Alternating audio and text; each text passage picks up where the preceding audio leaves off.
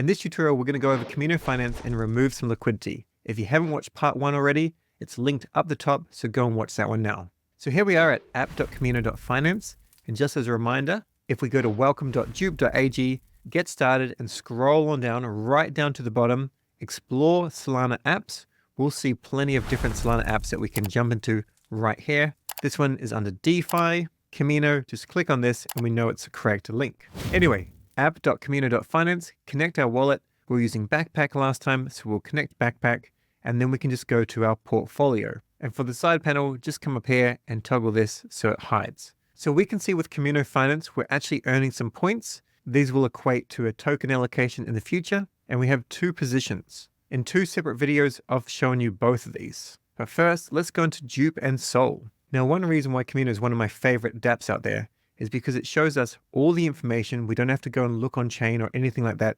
It shows everything in the UI itself. So as an example, the net value here is $197, and we can actually find out how much crypto we put into this liquidity pool. Scroll on down, we can see the transaction history right here. We put in 123.51 Jupiter tokens and 0.7 Sol. Also, if we go back to portfolio here and then click on transaction history, we can actually see it right here, and we can see the actual dollar amount at the time. So it was worth $190. This was June 27th.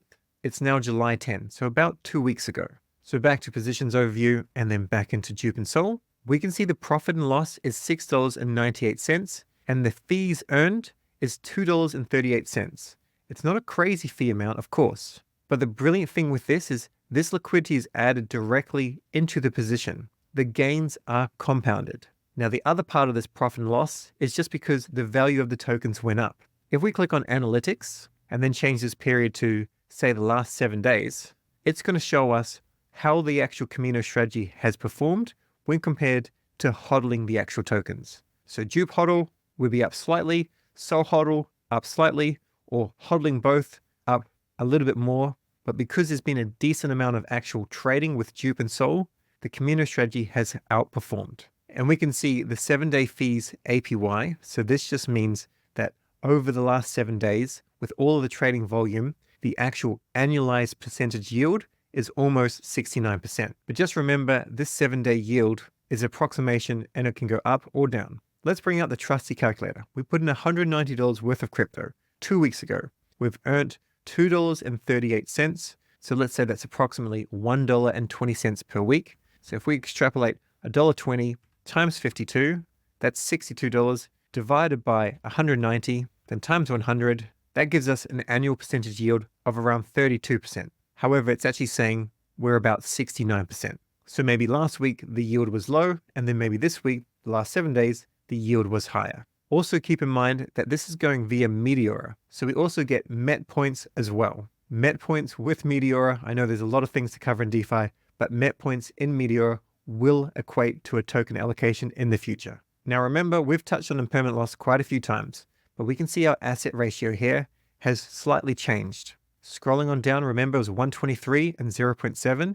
We now have more Dupe and less Sol. So if we wanted to exit this position, we can do so, of course. We can just go over to manage position and withdraw. We can do our withdrawal. And then if we want to have the same actual assets, we can just go and use Jupiter, and we can swap some of the extra Dupe that we have, 146, back into Sol. So we'll do that just so you can see. Now we have a couple of options here. We can actually withdraw everything in Dupe if we want to. This is single asset withdrawal, or we can change this to Sol if we want to withdraw it in Sol, or just toggle this off, and then we can just select how much we actually want to withdraw. We don't have to close the position. So if we withdraw 100%, we can see our asset ratio changes, going down, and then it's gone. So this is what we should be getting in our wallet. Also, if the transaction doesn't go through, click on this here, medium, and maybe consider increasing this to turbo just to make sure the transaction goes through. And if you're using Wallet Connect, which is not very popular on Solana, but Ledger certainly is, then you need to toggle this off. We'll save and we'll withdraw. Put in our password into Backpack, unlock, and we can see we're going to get pretty much the amount of Dupe that we're expecting. It is slightly less, but that's because liquidity pools are dynamic.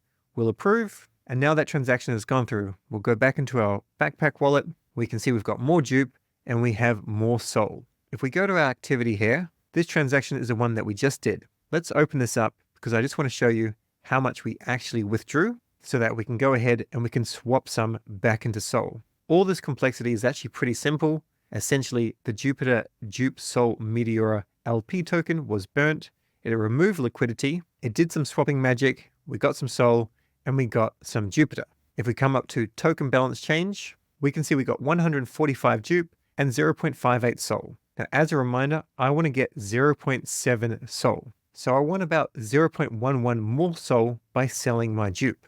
So we'll go to dupe.ag again. We'll connect our wallet, find backpack, approve. Then we'll go for some Jupe into Sol, and I want 0.11. I'm using this feature here, exact out, so I can type in exactly how much I want. If I want to be really precise, I want like 0.116. So 0.116, we'll swap that, approve that, and we've just reduced our Jupe holdings by 21. So if we take 145 minus 21, that's 124 tokens, and we put in 123 to begin with. So we earned just a little bit in reality. Now, of course, we don't have to go back to Jupiter in order to change one of our tokens into the other, but that's something you can do at the end if you want to convert the impermanent loss back to the actual assets that you entered with. Hopefully, of course, you've also generated some fees. Also, this was only after 2 weeks. Sometimes you'll keep tokens in there a lot longer, sometimes a little bit shorter, but generally longer. Now, there's one more thing I want to show you in this tutorial. We'll go back to portfolio. We now only have one position, PYUSD and USDC. If you haven't watched this tutorial, it's linked above. We entered a small amount of liquidity so we could get some incentives. It hasn't been a massive yield as we only put in $26, but we've earned 8 cents. So we can claim this because this is an incentive pool. We'll get the small amount of PYUSD, approve. That will go into our wallet. And of course, if we had bigger yields, we can always deposit more into this position. On this occasion, it's probably not worth putting in 91 cents and 45 cents worth of USDC. But of course, we can do that deposit and stake if we want to, and approve. This is just adding to the position, so I guess we're compounding this position. That's all for this tutorial on removing liquidity from Kamino. Make sure you put in the comments below which tutorials you need in order to level up your DeFi experience. And also, a lot of you aren't subscribed, so make sure you're subscribed with the notification bell on, so when a new video comes out, you're ready to watch it.